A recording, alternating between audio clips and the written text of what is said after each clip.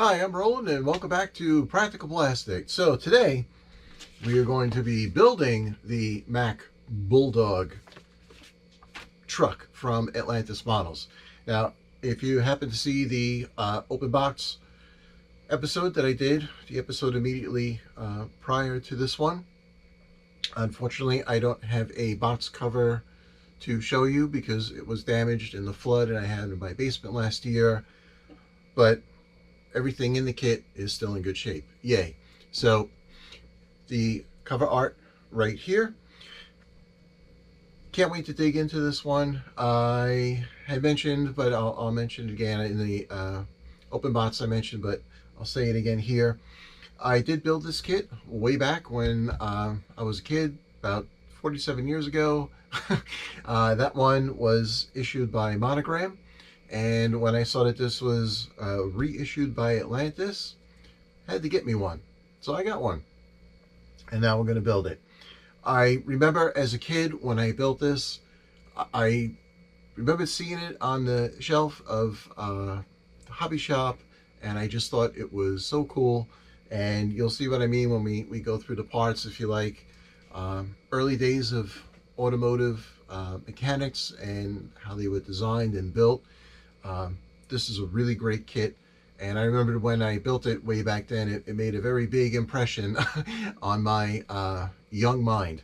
And even though I don't enter hobby shows as an adult, or I haven't done anything like that, when I was a kid, the version I built, which was my kid simple version, but it was good enough. It was displayed up at, even though I was in elementary school, it was displayed up in my local high school in a craft show, so, which felt pretty good, you know. But anyway, this is modern time, and I plan to do a way better job. Hopefully show how my skills have moved a bit as whatever they are now. Anyway, all right, so that's that. Gonna take the camera down and we'll take a good look at these wonderful parts. About 150 parts in the kit, so it is well detailed, and we shall soon see. So first, as always, please thank you for watching. Please do subscribe, hit the alert button, like it, share, whatever, all the good YouTube stuff. And now let's get to it. Alrighty. Okay, so let's take a look at what we have in the box. Now, I'm just coming off of building the Mobius Ford F350 tow truck, and why not do another truck? So, we do have a fold-out instruction sheet, which, if you watch my build of the Mobius kit, I am not the biggest fan of these giant foldouts like this, but on the plus side, as you can see, everything is laid out very clearly, nice and simple and straightforward, which is great. And what is really cool with this kit, taking a little bit closer look here, you can see they show you, and I think this is great for people who are starting with the hobby. If you're not sure about how to go and build things different ways, they show you right here in the instructions how to work with the kit to build it several different ways, and I think that's wonderful. So those are the instructions. And they do give you a nice little blurb about the vehicle. I always like that in kits to get the history. Now, because the kit was unfortunately caught in my basement flood, I did pack the decals wrapped in some paper towel, and there you can see they are nicely done. I love this Ringling Brothers circus one, so definitely going to be using that. Plus it gives a little bit of splash of color because I do want to go with the yellow. That's how I built it when I was little, and I want to recapture that. We have a very modest sprue of clear parts. but really there's just the windshield, looks like a few marker lights, and the 2 headlights, so they are there. Tires, because of the age of the vehicle at the time it was built, this is very period, with these sort of bicycle tires with a very simple diamond pattern on there. Yes, they're on the rubber tree, but one attachment point, a little sanding on the tread, and that will go away. But they do have a nice feel to them, which is good. So we will start looking at our parts. And as you can see, they are nicely detailed. Of course, this sprue is in black, which makes it a little bit difficult to pick everything out, but everything is there that you need. You know, it is nicely done. And on our next sprue, we have our full-length frame. It is a multi-piece frame, which you have to assemble. I like that because I know when I assemble it, I can make sure that it is true. And looking at the frame, we see, except for this one pin, the top of that frame is completely straight. So build it upside down. So now we have a flat surface and we can make sure it is true. Seat has a nice texture on it. Lots of mechanical bits. That is great. And now we're into our yellow. And first thing I will say is it is very nicely colored plastic. It doesn't have that sort of like translucent look that you often get with molded color plastic. This is well saturated. Nice. We have a cargo bed here, and it does seem to have a little bit of a twist to it, but we have a big subframe piece. So once that's joined up and the bed sides are all attached, as usual with a multi-piece body, that should true itself up as it goes together. We have our radiator. This was loose. Next sprue, we have our bed components, bed sides. All of these pieces have a real nice wood grain to them, even though I'll be keeping the bed sides in yellow. The states here can all be painted to capture that wood grain front and back. So good job on that one. We also have a multi-piece body for the multi-piece cab. So there too, and looking at this sprue, this seems to have a little bit of warp in the sprue, but the parts themselves look pretty good, which is good. And of course we have an openable hood, even though it's not molded through with the vents.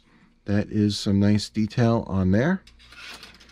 And then we have one more sprue with 2 more of our wheels and hubs, our fenders. I'm glad this is one piece because a separate fender assembly can be a little tricky, although this has a little bit of a twist. So once it's attached to the frame, maybe you might need a little handiwork on it, and then it will be good to go. Now, immediate observations, the parts are pretty clean, which is great. There shouldn't be too much cleanup, at least from what I'm looking at. Surprising, at least to me, because I know these molds are, you know, probably 50 plus years old. So excellent job, Atlantis, in keeping them as crisp as possible and cleaning them up. And one other thing I do want to point out, on the part sprues, even though they're not lettered A, B, C, D, whatever, they have a tab on them. Like this one says parts 17 through 29. And you know what? That's really cool. I like that feature. Again, especially for someone who's kind of new to all of this, that's a great way to help you find your pieces. Everything in the instruction manual is labeled for part numbers, so that is all good. So there we go. Now I am going to paint it pretty much loyal to the way the art is. This is black and white, but I showed the box art before. That's the way I built it as a kid. Definitely want to recapture that Just hopefully, like I said, doing a little better job than I did when I was a young lad. So that said, gonna get started, and it's assembly time. All right.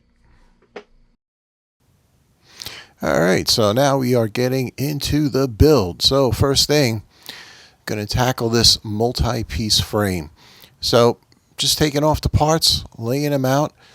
Now here, checking to see the warp on the frame members. So using a straight edge, I'm checking along the horizontal length and the vertical length. And see, in one plane it is straight, but on the horizontal plane it is bowed. So I'm going to have to keep that in mind during the build to true that out. And there are just a few components to put together, doubling up the leaf springs and the transmission case. And once that is done, then we can start working with the cross members. Now here I'm just using a little Mr. Cement S to smooth out the seam on the transmission. That'll melt the plastic. Now here to do the frame, I have a piece of spare wood that is flat and level, and I'm going to use that as my reference guide as I assemble the frame. I'm going to start with the transmission, and I'm using my Testors glue so that I have working time. This way I can manipulate the frame a little bit and get those cross members in. Now with just one cross member and the transmission, I have a valid reference point true to the lumber, and I'm just going to add the members in one by one. And at the end of the process, that will give me a nice level true frame, at least at this point of the assembly. Of course, going through, have to make sure that it stays that way. Now the front end of the frame, you're not supposed to put that on till later. I put it on now because I wanted all the frame members in place. And with that done, now I can start doing some of the detail parts for the rear leaf springs and suspension and the drive mechanism. So you can see things just drop into place. Always a relief. It is a little tough to see because it is all black plastic, but be that as it may, I think you can get the idea for what's happening here.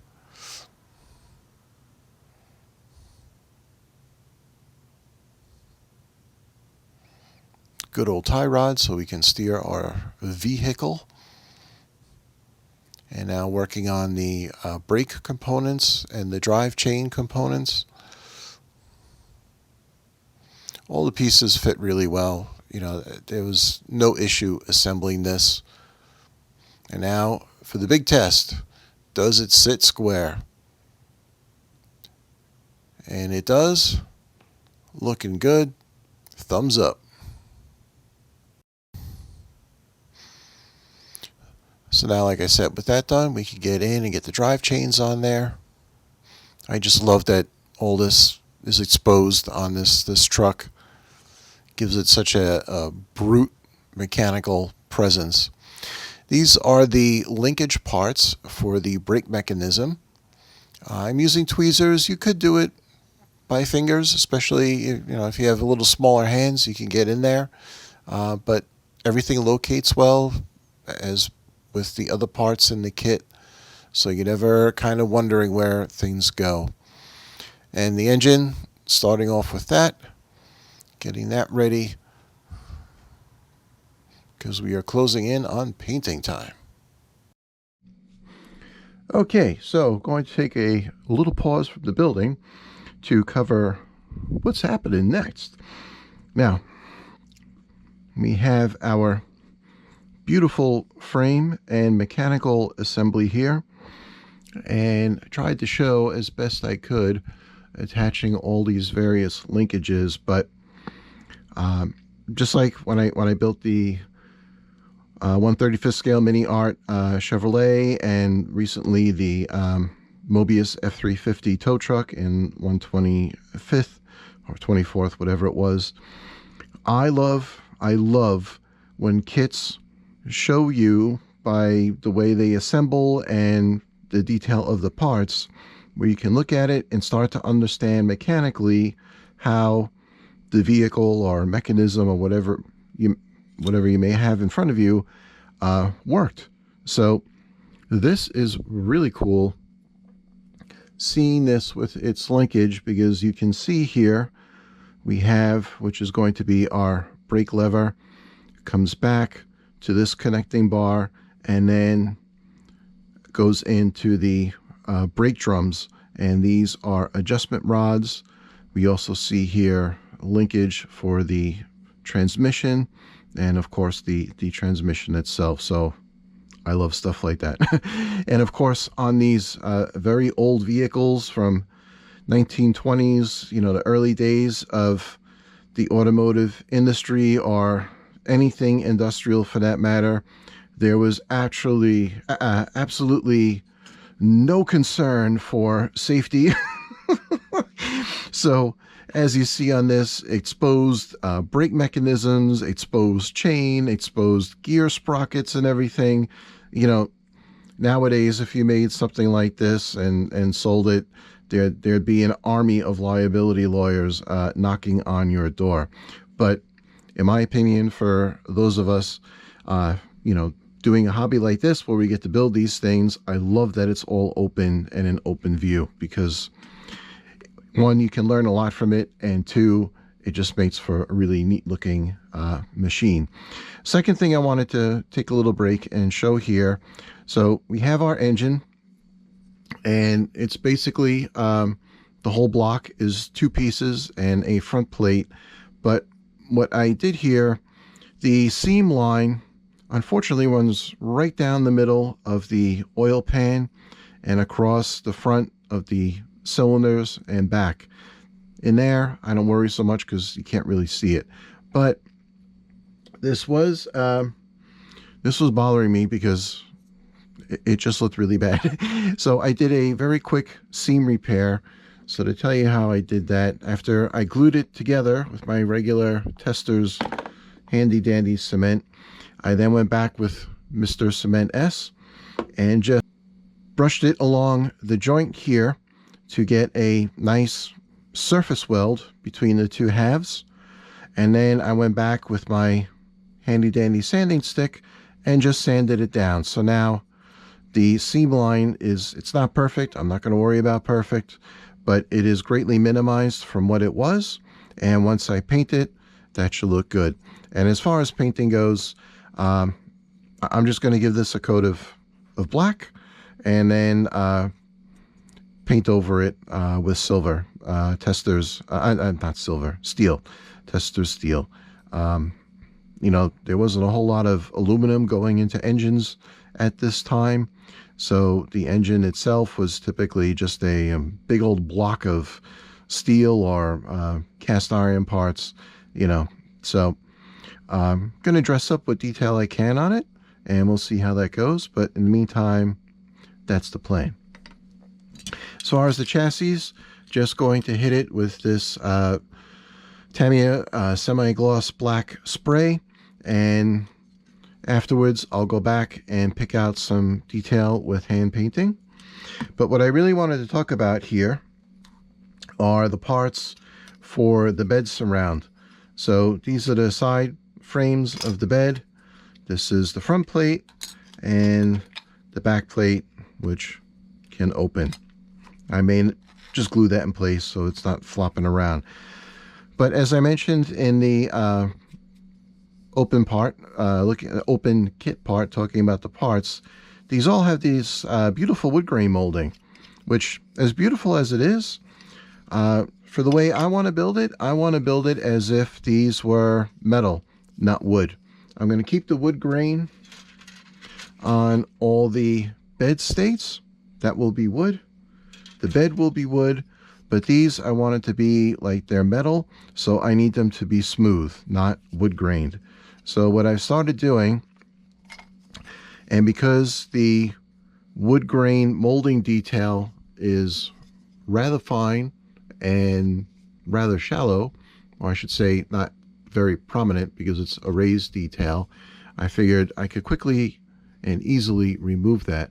And here, see if this comes up on camera, the one on the bottom I have sanded off the wood grain, and the one on top I have yet to sand off the wood grain. So there we go. And on the back plate for the bed, I did here on this end I removed, and these two pieces sections I did not yet. So hopefully you can see the difference. The difference definitely will be noticeable once I paint it. That is the biggest drawback of doing this, aside from the work, is that by cleaning up the parts this way, kind of obligates me to paint everything. So I already have a yellow in mind. I'm going to use one of the Atom colors, because these worked out great when I did the Ravel London bus. So have a yellow tone on order, and that should be arriving shortly. But to remove this, grain, just using 3 tools. Some sandpaper. This is 150 grit, so it's pretty beastly stuff. But a few passes, and the raised wood grain detail is gone. To make it not so butch, I then go back with a 1500 grit sanding stick and just smooth it out. Ends up with a nice flat finish, but can feel on my thumbs it's pretty smooth. Now for something with a lot of contours, like the bed gate, which has the raised frame, I'm going in there with my scraper and getting dental, and I can just use the raised detail of the frame members as my guide and scrape it down. And then when that's done, I can still get in there with my 1500, and same thing, use those edges as my guide. The only place where I have to be a little bit careful, they have the bolt heads that are holding it together. So for that, I just went in with my X-Acto knife right around them, went up against the bolt head, and then scraped away. And just lightly, it doesn't take much force at all. Again, it is a fine raised detail, but I can get that wood grain out and keep the bolt heads in. So that's what will be the next phase of the project, getting these pieces taken care of, painting that, and then once I get my Atom yellow, you'll see me doing the airbrushing for that and doing the wood tone for the States, which I have a slightly different plan in mind for that, so we'll see how it works out. Okay, that's all for now. All right, so now with all of that discussed, I'm going to start painting the engine. I know I just said that I would do it in silver, but I decided to go with this gray here, using some copper for the exhaust manifold. I'm not going to leave it that way. I'll show that later. Some AK rubber black for this hose piece. It's just some detail painting here. Gunmetal now for the chassis to do the chain. There's a lot of nice mold detail on this chain, so I wanted to do a little bit of work, not to make it look ridiculous, but just to highlight it a bit. This is using steel, flat steel, for the brake components. And because the mold texture is nice, it's easy to guide the paint. Now on the engine block, there were 2 nice molds for the Mack logo. And since it's black plastic, once I painted it the engine gray, I realized I'll just go in with my knife, gently scrape off the paint, and I will have 2 perfect Mack logos on the engine. And that should be a nice little detail. And there we go. Now, because I put the front member on the frame earlier, I do have to kind of swing the engine in to get it to fit. But fit it does.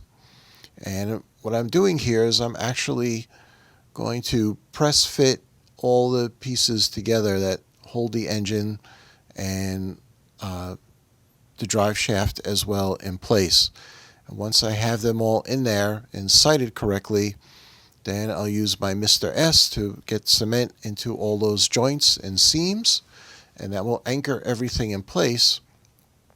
And then with the engine in the frame, I'll go ahead and finish building out the engine detail, which will be coming up next. Now, in the instructions, they do show you building the engine in full detail off the truck, then locating it in the frame, and then adding that front frame member afterwards.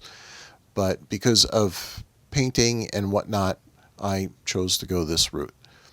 And now, using some semi-gloss black, painting up details, fixing nub marks and whatnot, bringing this engine to life with a little bit of paintwork.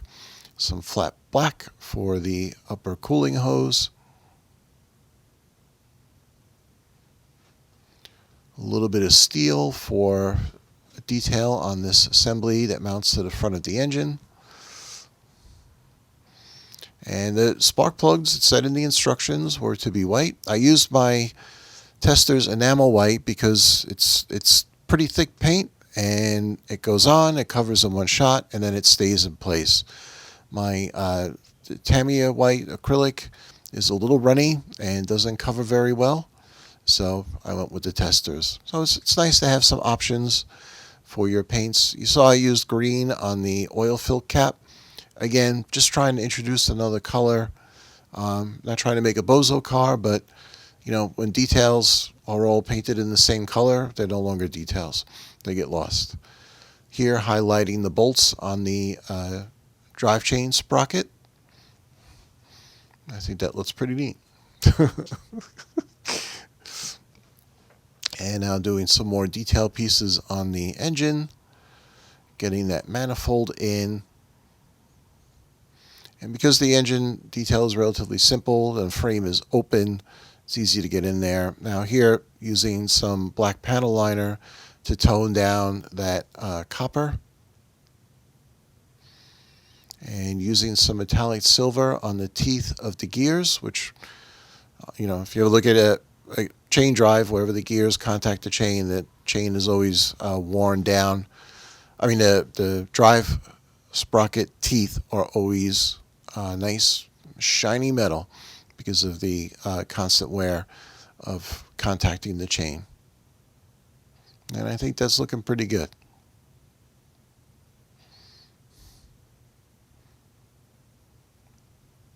Yes, it does. All right, so with that work done, now we can get into the airbrushing. And this is the Atom Yellow you saw, going over everything because as I said, I had sanded those bed pieces, so paint, paint, paint. Okay, so been doing some airbrushing, and I finished with all the other yellow parts. These are for the bed, so just did the second coat on that. Yes, I did have to do 2 coats of the yellow on everything. I was not surprised because when I did the Revell London bus and used this Atom Red, I also had to do 2 coats with that. So as expected, 2 coats with that, and really any color I would kind of expect to do 2 coats to, you know, get a good even color saturation and coverage. So that is drying, and so far looking good. Now here, this mess that we're looking at, to do the wood grain for the bed and the states for the bed, I was experimenting with different ways to go about it. You know, if you watch a lot of hobby videos, for every person who's doing hobby stuff and trying to emulate paint grain, wood grain with paint, will probably have, you know, a different way of doing it. Certainly, depending on the final tone of the wood color, you're going to have to use different colors, obviously, to build that up. But I think the biggest thing you want to go for when trying to emulate the color of wood grain is that you need some type of color variation, because the color of wood is not consistent. So the grains in the wood will always capture different shades of color. So what I did, this is the bottom side of the truck bed, and I just did a few swatches here with trying different color combinations to see what I like best and how they would work. So I just thought I would share that. Now I'll start here in the middle. This was using Atom wood, this color, and that is just brushed right onto the yellow plastic, and as expected, not looking all that great, but I just wanted to see how the wood color looked when it went onto the material. Now here I went down and tried a little color layering. So I started with NATO Brown XF68 from Tamiya, put that down first, and then went and covered with the Atom wood and just did that almost like a dry brushing, light coat. It looks okay. Here did the same thing, but then went back with Tamiya Brown panel liner to cover that up, and it gives a little richer color display in terms of tones. This looks kind of terrible. I think this looks considerably better, but wasn't entirely happy with it. This was a mistake. I was playing around with two Testors colors here. This would be Flat Rust, and which one do we have here? Flat Brown on the left and Flat Rust on the right, which is what I have used in the past doing wood grains, and I just blotted it off because I wasn't thrilled with the way it was looking. So the last one, and this is what I'm going to go with, in the past, and I'll tell you why. In the past, when I've done wood grain, it's been for small areas, a piece here or a piece there. So if it was a little more labor intensive to do it, I didn't mind because it was a small area. Obviously here, I have this whole bed to do, top and bottom, and then I have all the stake pieces that go in. So I'm looking for something that I can do with a little bit of effort, trying to be practical about it so it doesn't become a giant project. So for this last swatch, what I did, I went with some Tamiya XF1 Flat Black. After that dried, I just brushed in lightly the Testors Flat Brown. And then when that was done, went over with the Tamiya Brown accent color. So I have a black, the lighter brown, and then the darker brown of the wash. And I think, and hopefully this will come out okay on camera, if I stop hitting the camera. So I think that gives a nice color gradation of the different attempts. So that's the plan, and that's what I'm going to do with the wood, and that's going to be the next step of the painting. Alrighty. Alright, so now I use some Tamiya TS29 semi-gloss to just cover all the wood with the base black. And here you see I'm brushing in this Testors Flat Brown. Almost doing like a dry brush, rubbing with the cloth with a paper towel where I need to, and that's all good. Now it's detail time, using markers to bring out the grates on the radiator housing. Very simple, but looks pretty good. Sharpie for the wires, the few wires that run on the firewall. It's a simple engine, so not much going on in there. Flat black as a primer for areas where I'm going to do silver. And now tires onto wheels. They're just rubber band tires. They pop right on the wheels. Very simple, but I love simple. So this works out just fine. And now going with a little metallic silver now to cover up where I primed with the black, and doing these big bolts on the rear wheels to bring out some more detail. Now the front pegs for the wheel attachments, you can see on the right side there, it's a little bit shorter because I test fitted and it seemed like a real push to get the wheel onto that pin. So I just shortened the pin a bit and the wheels pop right on. It's a very simple system to attach them, but very effective. And another check, still on all four wheels. Yay. So moving into interior detail, this is the floorboard. just highlighting the metal plate around where the brake lever and shifter will come through, doing some gauge detail for the dashboard. There were only two. The mold relief was rather shallow, but there was enough there to pick out, and it's a done deal. Now we can start getting into assembly.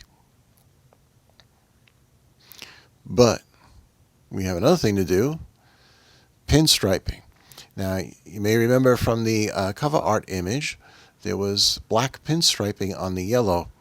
So I figured I'm going to use some Tamiya masking tape here, because you can really contour this tape.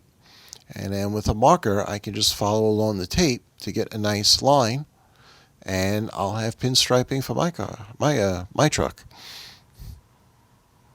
And it's just, go slow, go easy, be patient, and this is a very simple technique, but quite effective, which makes it pretty practical, and I like that. So peel off the tape, and there we go. So from there, I went and did some pinstriping on the sides of the cab, sides of the bed, the back gate of the bed. Now the hood posed the biggest challenge because it has so many complex curves, but it was just a matter of carefully working the tape into place, and when it's done, I think that's looking pretty good. Now, I did test the marker on the paint with a semi-gloss over it, and then a reapplication of the semi-gloss to make sure the ink would not run. The reason I did that is I'm putting on the decals at this point so that I can seal them in with a spray of Testors gloss. And here's the bigger decal, just slide them off the backing. It's very simple to do. Position them, dry them off. And here's the hood after the reapplication of the spray gloss and the ink ran. Very frustrating, but whatever. You know what? It can be fixed, so I'll have to work on that. Now getting ready to go into some more significant assembly, because painting and detailing, the bigger parts of those tasks are done, so I can start bringing the assemblies together. And you'll see I'm switching between cements as I usually do. The CA glue, when I need to bond something, place it, bond it, and it's done. The testers, when I need working time, such as attaching the brake lever, which is a little tricky. As you see, you got to feed it through the floor and then contact the linkages. The transmission shifter, much easier. Now here on these pieces, these tabs were actually binding on the frame so the pieces could not sit properly. So I went in and I'm going to trim these off. And this is the lesson of, once again, test fit, test fit, test fit. I spent quite a bit of time with these multi-part cab pieces here, playing around with them, seeing how they went together, scouting out my contact points, making sure things line up okay so that it would build true. It's not any kind of a special task. It's just one of patience to make sure you have it right. Now, I started with the firewall as my reference point and built around from there. The instructions do show you to build the cab off of the car, off the truck, and then attach the cab in whole to the fenders, which is, feasible, but I just thought it would be a little bit easier working with the two reference points of the firewall and the fenders to keep my parts squared up and true to each other.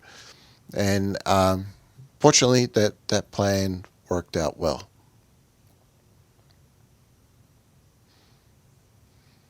Got to have a toolbox, so toolbox in place. All right. Now here I didn't realize that when you look from the bottom, there's a big cavity where the radiator closes in. So I just went and did flat black in there to hide that void of detail. You know, flat black is the black hole of detail, or the lack thereof. So that was my go-to solution for that. Now for the steering column, you need to sneak this in from the bottom through the 2 firewall pieces and out through the locator on the dashboard. So took a little finesse to get it in there. This chin guard, I'll talk about that in a little bit. But in the meantime, continuing to build up the steering wheel, and that cab is starting to look like a cab, which is really fun. The little step guards starting to shape up. And now I'm going to button up the cab by adding the roof. And then this truck has a place to sit and drive. But having a muffler is, you know, just an added benefit, so you're not waking up the whole neighborhood. And with that done, I'm going to move on to the bed. Again, this is out of order from the instructions, but based on the way I was painting and assembling, this is the route I went. Again, following the instructions is not a problem. They'll walk you through. Okay, so here we are, and as you can see, not a whole lot left to do. So just a few things I'm going to point out, and then I'm going to finish building. It's just a matter of gluing a few pieces. The bed goes together very simply. It's just a matter of putting in the pieces and framing it out. So that you'll see in the final reveal. But just wanted to say at this point how it's been going. You know, instructions did their job. Again, I would much prefer to have a booklet rather than this fold out. I'm not a fan of fold out instructions. And now having done 2 kits in a row with fold out instructions, this one and the Mobius F350 tow truck, I don't want to see fold out instructions for a while. Personal preference. Anyway, our truck is moving right along, and very happy. My usual corny statement. Very happy with the way this is coming out. So obviously got to do detail work on the side here. I've been doing some of the marker lights, detailing on the windshield frame. This is a piece with a deceptive amount of detail in it, which would all be lost without doing this detail painting here, the wood frames for the windshields and whatnot. So that came together okay. The hood, still working on cleaning up the marker run. I think the yellow is pretty well corrected. I just have to clear coat again to putting the gloss back to the new yellow, and then I can redo the lines. So once that's done, the hood can go on. The top of the radiator secures the hood in place, so I can move on with that, and then it will be the final reveal. One thing I wanted to say, this protective chin, I don't know what else to call it, that goes on the bottom here, you know, this hung way down, and I don't remember from way back when I built this the first time if this was like this, but I did a lot of trimming on this piece and I forgot to run the camera, so but it was nothing fancy. I just trimmed so that it sat closer into the chassis, and then I had to trim the front. There was like a screen detail so that it could fit around the plate for the end of the crankcase. So that fits, and now it's not hanging down so low. The way it fit originally was almost down to the lip of the wheel on the front wheel, and I thought that's ridiculous because You know, if there's so much as a rock in the road, it would bang into it. Um, yeah, so that was the only big modification I did. So now, gonna get to it, finish this last bit of detail work, like I said, and then that's it. Alrighty. Alright, here we go. It's final build reveal time for the Mack Bulldog truck from Atlantis Models, formerly Monogram Models, formerly Revell release. But here it is again. And there we go. My second take on this kit from when I was a youngin' to now when I'm not so youngin'. Anyway, here we go. So I'll start off by, you know, as always, I have to say, pretty happy with the build. So yes, very happy with the way this came out. Not only because of what I was able to do when I built it, but just for sentimental reasons. I'm a sentimental sap, but the more I did on this model, the more I felt like I was connecting to that first experience I had building it when I was a kid, and how much I had enjoyed it and enjoying it even more this time. So good stuff. So I'm going to go through a couple of things here. Now, how does the kit build? Well, from the montage, it's pretty clear at this point. The kit goes together very well. There were only two things that I found a little tricky. The headlights here, and the reason I don't have it on my turntable is it didn't quite fit. The headlights were a little delicate going on, so I did cut some small gussets of sheet styrene to help secure them, and the side lanterns here, the side lamps, also attached by one sort of delicate, precarious attachment point. Now, those are optional, so if you don't feel like messing with them, you don't need to open up the holes to mount them, and you can just leave them off, and that's it. Problem solved. Headlights kind of neat, but you know, you could leave those off as well. And certainly in the build options that they show in the instructions that come with the kit, those headlights are not always there, so you can leave them off if you wish as well.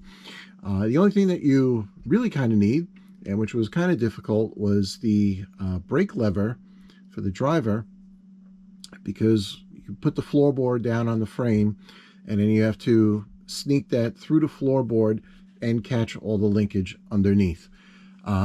In hindsight, I think it might be easier to attach the brake lever, then drop the floor down, guiding the lever through the hole in the floor. But that's just a guess. It's built now, so I don't know, but it turned out fine, so whatever. But overall, kit goes together great. As I said in the beginning, you know, there's great detail on the parts, and the molds are clean considering their age, which is all wonderful stuff. Now, I did do a few, well, let me rephrase this. I did some extra work to bring out detail in the kit, but I basically built it stock out of the box, except for those little widgets of sheet styrene and one spare Gundam decal that I had, which I put on the fire extinguisher there. So this is what you can do out of the kit. Not that I'm bragging about what I did, but just to give an informed appraisal of the fact that there's a lot in there to work with, and therefore a lot you can do with it. Now, a vehicle like this, obviously, you know, for people, the crowd of hobbyists who like to do all the weathering and all this stuff, this clearly calls out to that. That's a matter of personal preference. You know, I have said in several of my videos, I do not care to build my models looking all weathered and beat up, so I did not build this way.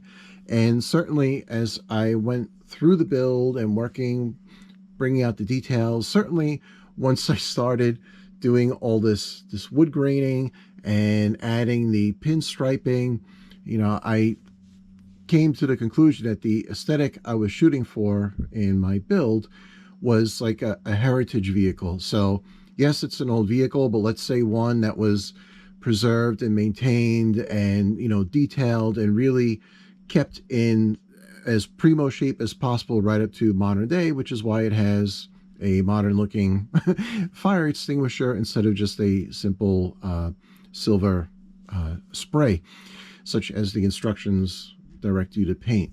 In history, side note, in history, there have been some really disastrous circus fires way back in the old days. So, fire safety, kind of important. So whatever, back on topic. So yeah, those are the things I decided to do to bring out the detail to get this appearance that I wanted. But as I was just saying, you can do so many different things with this. And there are, this joins the rank of a few other kits that I've done on the channel where I built them one way, but just in the process of building, I realized that there's so many different things you could do with the kit. And I think that's a tribute to the design of the kit, the subject matter of the kit, to open up all those imaginative possibilities. So, returning from the land of abstraction, so let's talk about some of the detail here. I did the, as I said, I did the pinstriping, so I showed how to do that. That's not something I have done. Certainly in one of my build videos for the channel. I'm not even sure at this point in my life if that's something I have done on kits prior, but whatever. It's very simple, just using tape as a guide and a marker. Unfortunately, I did have the marker runs on the hood front when I clear coated. As I said, I did test that. I don't know why when I did it for real it ran, but whatever. It's not a tragedy, and just touching up with some of the yellow, those Atom paints. This is the second time I've used an Atom color, and I am more and more impressed because doing that touch-up work and then going over it with brushing on some Tamiya clear coat, the equivalent of the spray clear coat that I used in terms of its luminosity. It's hard to see where I did the touch-ups.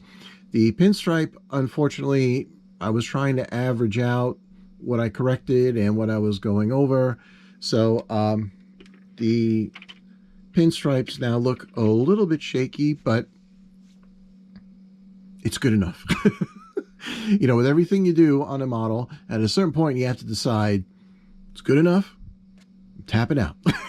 So that's where I decided to draw the line on it. And believe me, I'm happy with what I did. And I would say that to anyone for any level of detail or any level of skill, as long as when you're done, you're happy with what you did, then there's nothing else to say. So let's look at some of the other detail here, starting with this wonderful underbody. And when you build this, you end up seeing where this brake lever comes in to connect all the way back. And you can, if you want, you can study that. And when you build it and see how the brakes would actuate. And I've said this in several builds, I love when kits offer that, because then it's not just building something for a hobby, it's educational. And if you have any kind of mechanical curiosity like I do, you can really appreciate that. And for me, that adds another level of appreciation for the design of the kit, because that means, somebody or some people in a design room, when they made the kit, they took the time and effort to do that. And again, on a kit that was done 50 years ago, that's kind of unusual, let's put it that way. Modern kits, modern tooling, completely different story. But for back then, great. Now, one topic I raised in the beginning of this was the fact that I had built this when I was a youngin', about 9 or 10 years old. And I was curious to see, now building it as an adult, if I would still think this would be suitable for a younger builder or someone coming into the hobby doing a first build. And I have to say, I am still of that opinion now that it's done. Reason being, you could build this kit, no paint, just straight out of the box, because the yellow color was molded, it was dyed very nicely in the plastic. You know, black plastic is black plastic. It's simple enough. The tires are nice. You got a few clear pieces. Your model will be relatively plain looking, let's say, because it'll just be yellow and black. But you could build this kit out of box, no paint. And again, for a younger builder or a first-time builder, you know, I think the most important thing when you get into the hobby at any age is finishing that first kit. And this kit finishes with no problem. There is the challenge of some pieces, yes, but that is a challenge, not a problem in the kit. Difference being, again, especially since these are 50-plus-year-old molds, you know, some kits are difficult because parts don't line up, parts aren't keyed correctly, locators aren't accurate or missing. You don't have those issues here. Everything lines up, everything's good. So for a first-time build, I think this is a great portal into the hobby. And because it is molded in the colors as it is, you don't have to paint. You could just get comfortable with the idea of building, and then on another kit and another kit start working into the painting. Because let's face it, painting is what really sets apart a finished build, but you will never get to the finished build if you are not comfortable assembling. So I hope that made sense. It makes a lot of sense to me, but be that as it may. So just to show you once again a nice little look under the hood for that engine in there, nicely detailed for a simple thing that it is. And I'm going to have some JPEGs that I'll put up to show you, you know, in still photos how this all came together. But that's the gist of what I wanted to say. So, and one of the instructions, you know, I skipped all over the place in the instructions because of the way I was painting and assembling and whatnot. But if you've never built a kit and you open this kit and you follow those instructions in order, step by step, you'll get this together without a problem. Without a problem. The multi-piece frame, yes, you do have to be aware to keep it flat and level so that it builds true. But other than that, you know, it is a very builder-friendly kit. And for that, thumbs up. So, in the meantime, I am going to get ready for the next build, which will be something very different than this. But you'll just have to wait and see. All right, so in the meantime, as always, thank you for watching, and you know, enjoy your hobby. So there we go. Until the next one.